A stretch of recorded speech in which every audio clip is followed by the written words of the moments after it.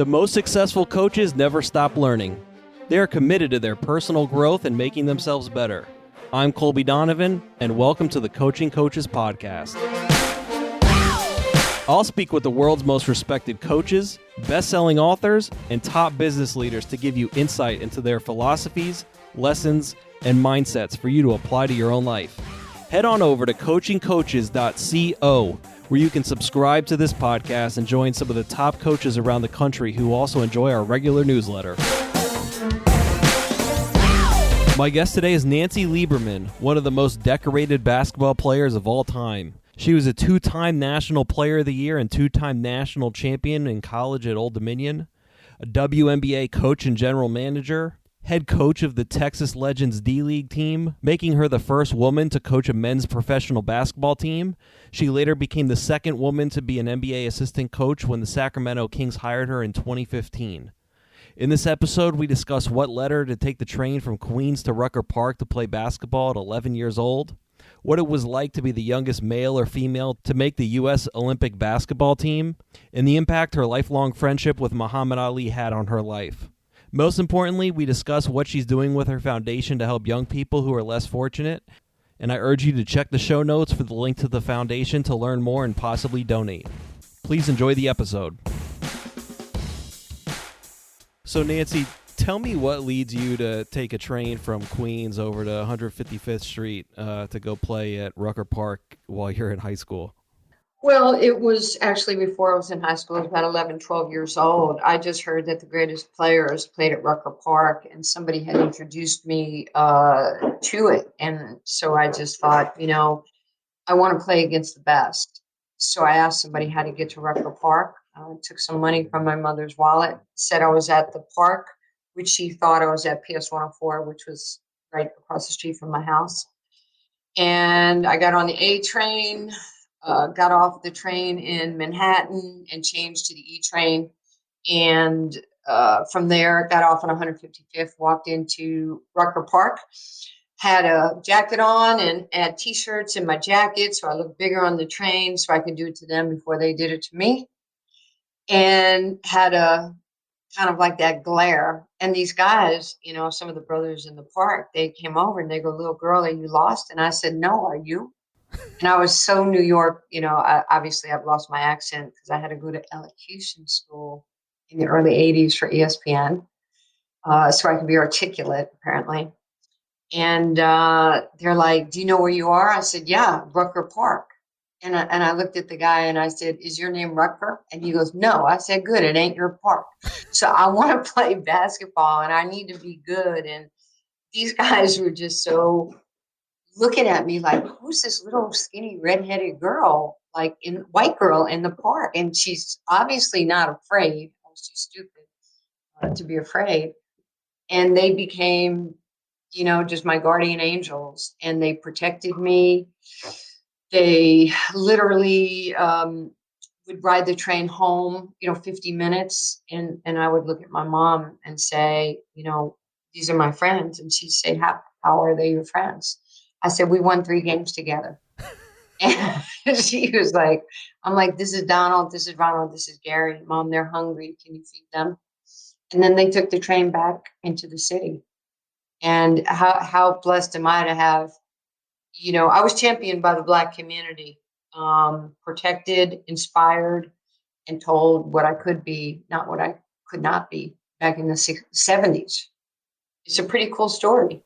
It's really cool, especially in today's age where, rightfully so, we see a lot in the news about bad things with race relations in our country, but there's also a lot of good things, and there have been for a long time, and that story kind of exemplifies that. Well, it's been amazing for me because, when I see everything that's happening on the streets right now, there are days that I'm like, let me just go out in front of the people in New York or Portland or Seattle or wherever, Dallas. Let me just talk to you. Let me just tell you that we bleed the same blood. We have to get better. There are so many things that have to change, but they're not going to change individually. They're only going to change if we do things together. And, the the Black community needs us, and we need the Black community, the Asian community, the Hispanic community, the Jewish community. We can really help each other, and you can't shame me into having this, this love and this how I feel about the Black community. Nobody can stop me. See, I don't have white guilt. I don't need to put a Black Lives Matter sign in my lawn, a front lawn. I live it every day. And I say to people, dude, I mean, if you're putting that in your sign, either you have never done anything, you haven't hired somebody that looked like you, or given somebody an opportunity. I know, look, you have me on the show because, of my career, but I'm a minority. I've been a minority for many years before there was Title IX and equity, the WNBA. I'm a athlete from the 80s and I'm relevant in 2020. That means that the fight is real, the grind is real. Humble yourself, work hard, don't take anything for granted, because I shouldn't be on your podcast. I was a poor kid from New York with no father, no food, no electricity, no heat, one grandparent away from food stamps. Yet I am a success story, and it's not by mistake. This is exactly where the good Lord wants me to be, an influencer to other people on the court and off the court. And I'm happy it's me. And I couldn't agree more knowing about your story from researching you before the episode. And there's another person you were able to meet early on in your life that it seemed like was a lot of the same tenacity to face tough challenges and be a trailblazer like yourself. Can you explain the promotional event you went to when you were with the Olympics team and who you met that day and kind of the impact that's had on you and your life? Well, yeah, I mean, I was kind of very unhappy. I had an angry childhood. I got tired of people telling me that I would never make anything of myself. What's wrong with me? What's wrong with your daughter? Why is she hanging out, with Black kids in the park? And it hurt my feelings. I mean, I am a human being. And so I attached myself to sports. And I'm going to get to your person. Um, when the guys would say, we'll take her, it was almost like saying you care or you love me, things that I was not getting in my household. I'm not a victim. I'm a victor through this whole process. But when I was 10 years old, I saw this man on TV and he said he was the greatest of all times, that he beat, Sonny Liston, and he beat, George Foreman and Joe Frazier. And he was the greatest of all times. And I was mesmerized at this guy on TV. Obviously, he was Muhammad Ali. And I can remember standing like in the doorway of my kitchen and putting my hands on my hips and looking at my mother. And I said, I'm going to be the greatest of all times. I'm going to make history. And my mother says, why are you talking like that? And I said, I don't know, but you better get used to it. You don't want my autograph?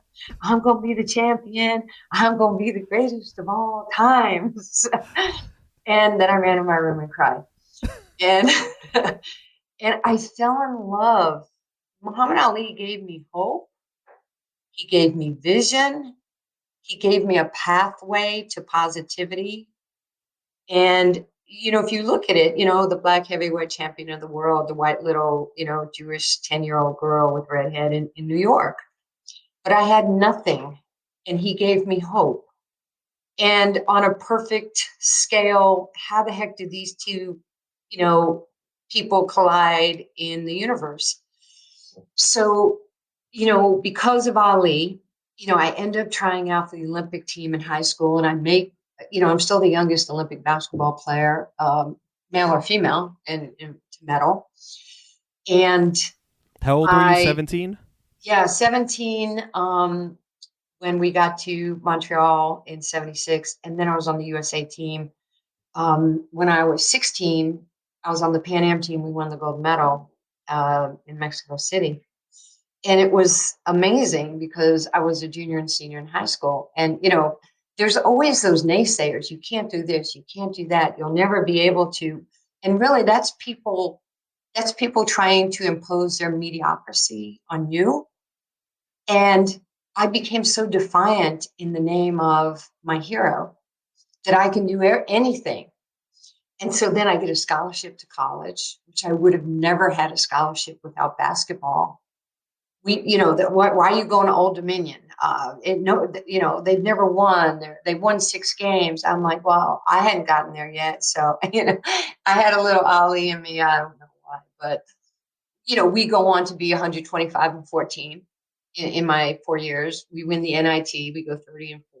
My junior year, we win the national championship. We go 37-1. And then my senior year, we go 35-1, win the back-to-back national championships, playing Madison Square Garden 3 years.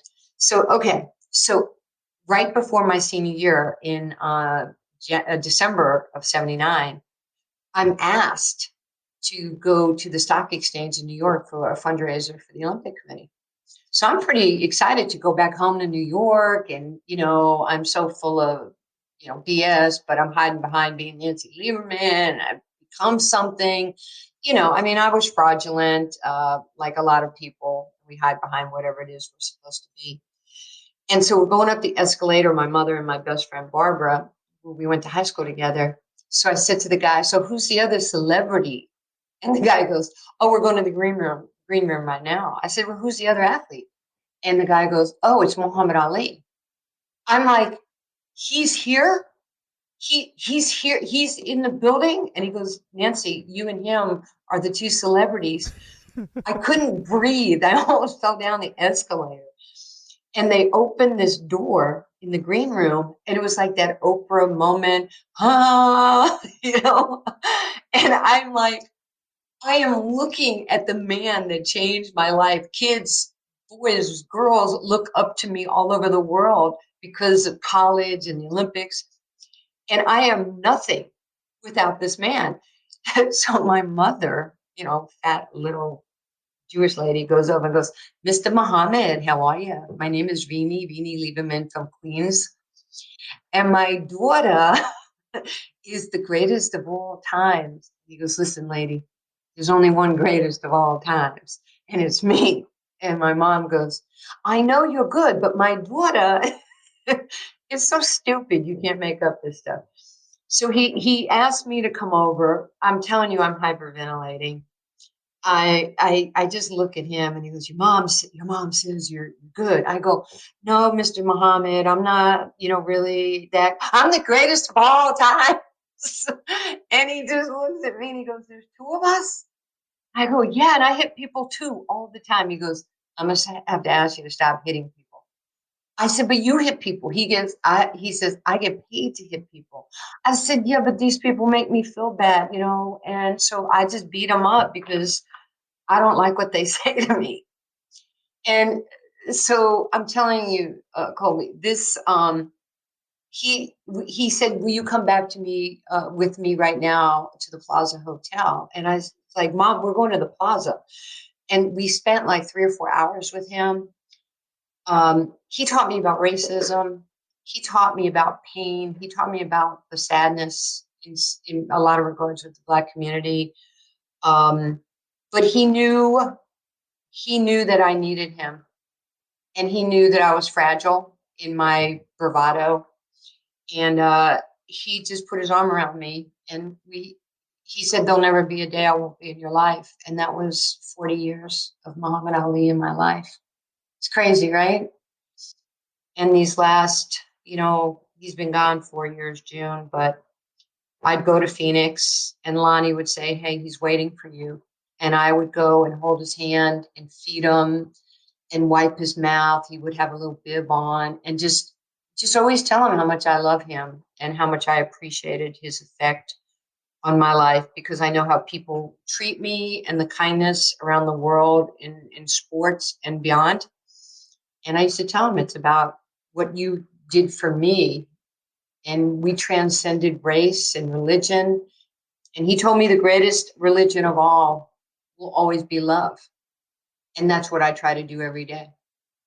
Just make him proud and bring people together. That's a phenomenal story. So you guys would stay in contact over those 40 years frequently? Yeah. As much as I could, when he started, we didn't have texting, we didn't have cell phones, we didn't have email. So you actually, like, I would have to call him, like, on a landline somewhere. And he would call me in college, which was amazing. Hey, Muhammad Ali's on the phone. I couldn't believe it. I'm sure nobody believed it. Yeah, somebody would go, oh, the champ's on the line. He wants to talk to you. I'm like, okay. And yeah, through all these years, we stayed in touch. And I have to say that Howard Bingham, you remember his photographer, who virtually every picture of Ali over 50 years, Howard Bingham, rest his soul, is not with us. And Howard and Lonnie Ali, she's my sister, but she gave me access and proximity to Muhammad for 15, 20 years, which I used to just shake my head and go, I just spent the afternoon at his house with Muhammad. We watched the Final Four together. We looked at books. He tried to do magic. I'm telling you, the reverence and the awe is still here. It will not go away to the day we buried him. And, I can remember Lonnie calling me like 6, 7 months after the funeral. And she goes, baby, you need to go see Muhammad. And I was like, excuse me? She goes, he wants to see you. You need to go to Louisville. And I'm like as normal. I don't like, I'm not crazy, like weird about things. I didn't even say, how do you know? I booked a flight for Louisville. I got picked up at the airport with a friend of mine. Cody and I, the police picked us up, took us to his resting place at the funeral home. And I literally just sat there next to him and just was telling him, thank you for what you've done for me. You knew I was going to be coaching in the NBA before I knew I was going to be coaching in the NBA. There were just so many moments to sit there and just think, I can't believe that I'm in this man's life. And here I am by myself, not with all the circus of the funeral. I'm just sitting with him and just as humble and with gratitude as I could have, and just saying thank you. If you enjoy this podcast, I also write a weekly newsletter sharing the best content I found in the last week that directly applies to coaches. Some of the best coaches in the world subscribe, and it's free. So go to coachingcoaches.substack.com or check out the link in the show notes to subscribe. Once again, that's coachingcoaches.substack.com. Let's get back to the episode. You talk about Muhammad Ali, trailblazer, willing to do what he thinks is right, not take no for an answer. And if we look forward through the rest of your career, there's no better way, I think, to describe that. You go on and you're the first woman to coach a men's team in the NBA and D-League with the Dallas team. You are I believe, the second women assistant in the NBA. What has made you in your life? I mean, even before you met him, obviously you're an 11-year-old white girl going from Queens to Harlem to play at Rucker. Like, what makes you be so comfortable with taking a path that hasn't been taken before? I do not overthink anything in my life. I didn't then, and I don't now, even though obviously I'm more mature and worldly, but I don't overthink anything, not relationships, not business, I'm exactly where I'm supposed to be right now in my life. And as a young person, I needed sports. My first sport was football. I played sandlot football until I was running back a kick and somebody put a helmet in my stomach and I could breathe for like 3 minutes. And I thought, that was about 8 years old. And then I started playing baseball. And I could have played on our boys' baseball team at shortstop. And then basketball, I started playing in boys' basketball leagues. I needed the adulation of sports. I needed the family of sports because I didn't have that. And I didn't really think of myself as a trailblazer or whatever, pioneer or whatever the heck people call me. I just know that I wanted to play and I would do whatever it took to be respected and to earn the right. And then, of course, as I met Ali, he taught me just another lifelong lesson. He used to tell me respect everybody, but fear nobody. I am not afraid to coach in the NBA. Quite frankly, as my former coach, Pat Riley, told me, he goes, were you ever afraid? And I was like, no, sir. I played for Pat Riley in 1980 on the Lakers in their summer league. And I mean, Pat didn't want me. When Jerry West and Jerry Buss called me at my mom's house in 1980, he kept saying, no, I don't want her. And it's really another cool story because he told us at the NBA coaches symposium at the Clippers facility, 5 years ago. And I was sitting with Nick Nurse, who we coached together in the D League with Chris Finch and all these guys, Darvin Ham. And I'm holding my iPad, and Pat's the speaker to all the coaches, head coaches, the GMs, the assistant coaches. And I'm like so happy. Pat Riley's speaking, and he goes, yeah, well, my first coaching gig in 1980, I get a phone call that I'm going to be coaching the team to get some experience to work with Paul Westhead. And then a few days later, Dr. Buss and Jerry West said, you got a new player coming in. He goes, I don't want a new player. I'm good with what I have. And they said, good, she'll be here tomorrow. Her name's Nancy Lieberman. He goes, I don't want her here. I told the guys when they were up against the wall stretching last night at practice that this was going to be serious. And they get, good, we'll introduce her to her teammates. She'll be here tomorrow. I mean, nobody really would talk to me when I arrived in LA. Can you imagine Jerry West calling you at 21, 22 years old saying, I was just thinking, your mom must be like, man, I got Jerry West, Muhammad Ali, Dr. Buss. Like, man, she must have been fielding calls that people would have paid for. well, I don't think she actually knew who they were, sadly. But, so I go to my first practice, and it was those Pat Riley. It was his first coaching gig. He had just come out of the broadcast booth. And he, legendary 3-hour practice. So every time he'd say, I need 5 guys on the floor, I would run on the court. And you could, Mike Tebow, who's the head coach, the Mystics in the WNBA, won the championship 2 years ago. He was one of the assistants. And they're like looking like, what is she doing? So we'd run through a drill. I'd make a mistake. They'd coach me up. They'd explain what they wanted to do. Then I would get repetition. And then I'd walk off the court and look at some of the guys and go, hey, if you don't know how to run that play, I do. So I'll be more than happy to help you. And I don't know why I was like that, but okay. So we get through 3-hour practice. I didn't know this until Pat spoke at the coaches symposium. He goes, the coaches get in our meeting after, and I look at Mike and I go, Mike, who the hell does she think she is?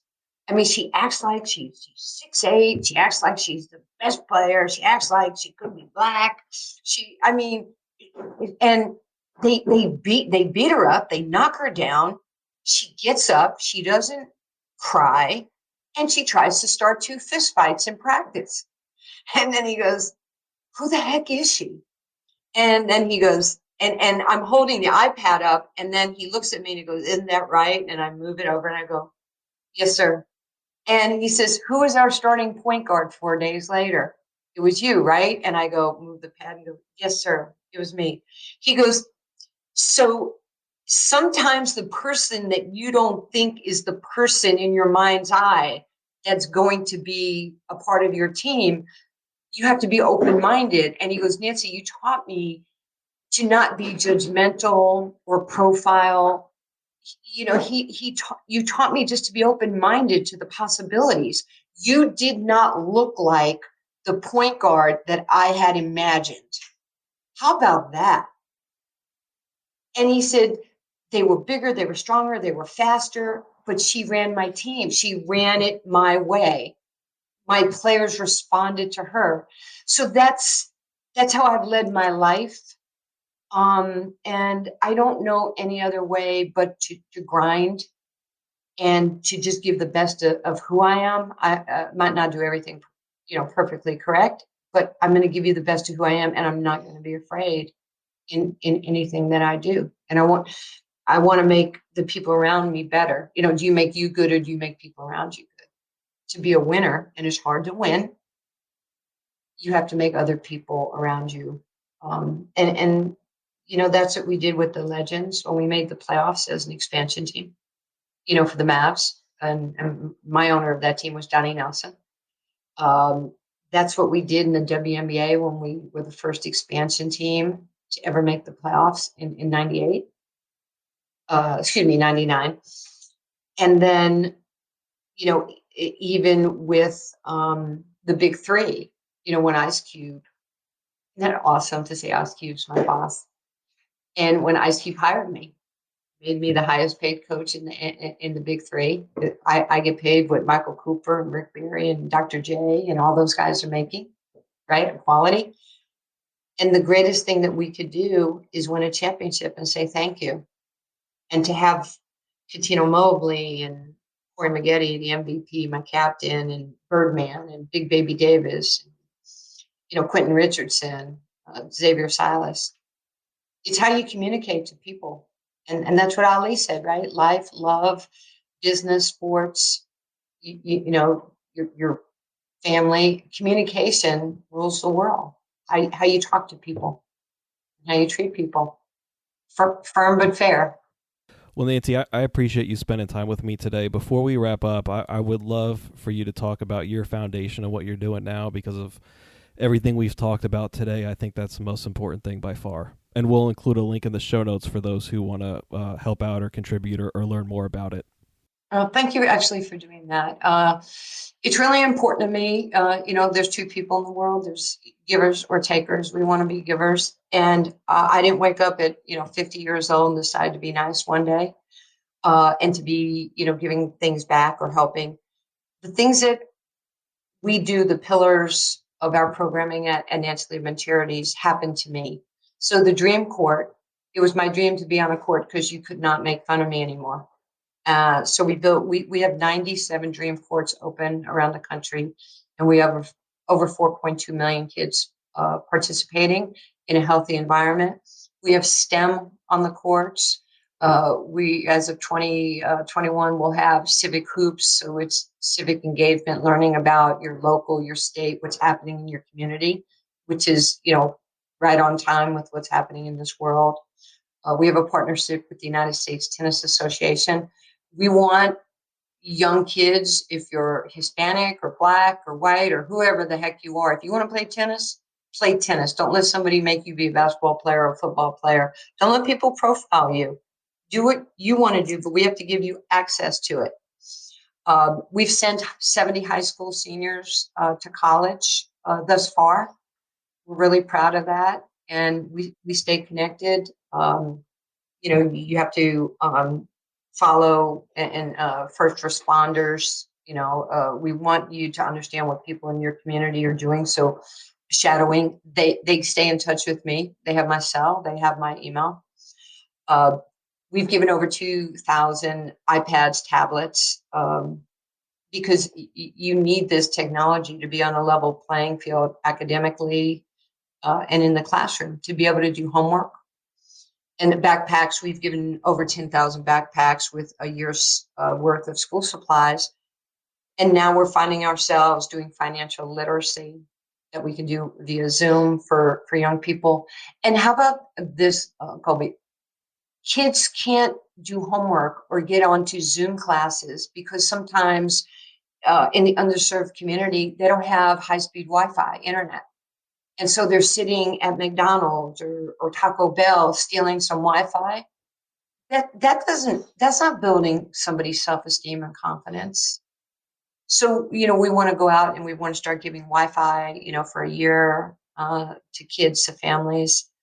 We're just doing our fair share of helping people that maybe don't look like us. And we're super cool with it. We want to lead with love.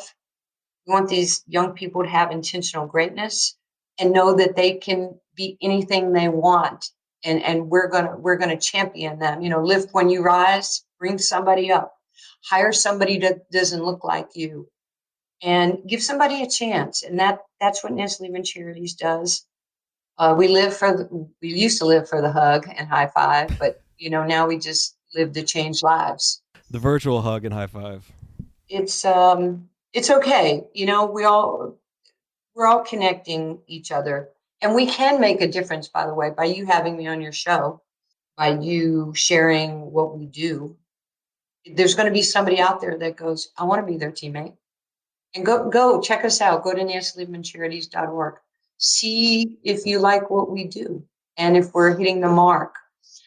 People want to give. Sometimes people just don't know who to give to. And I'm going to end with this, and I know I've said a lot. We have a 92-8 ratio. So 92% of all the money we raise, and we're raising a lot of money, but we're giving it.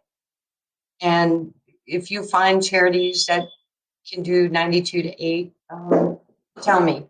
We haven't seen it, but we get audited, and that's what I'm really happy and proud that we're actually doing what we say we're going to do. We're going to raise money, and we're going to give it to the people that need it. We're going to do it purposely, and that's who we are. It's awesome. The world could use a lot more Nancy Liebermans, and the foundation's phenomenal. We're going to have the link in the show notes for anyone who wants to support or donate financially, time-wise, anything. Nancy, I appreciate you joining me today. It's been awesome to talk to you and hear your story. Thank you so much. It's my pleasure. Next time we'll go do X's and O's. There we go. I love it. Okay. Thank you so much for what you do, and I wish you the very best. You've been listening to the Coaching Coaches Podcast. Be sure to subscribe to the show on your favorite podcast platform and receive our world-class newsletter in your inbox every Sunday. You can access both of those at coachingcoaches.co. Once again, that's coachingcoaches.co.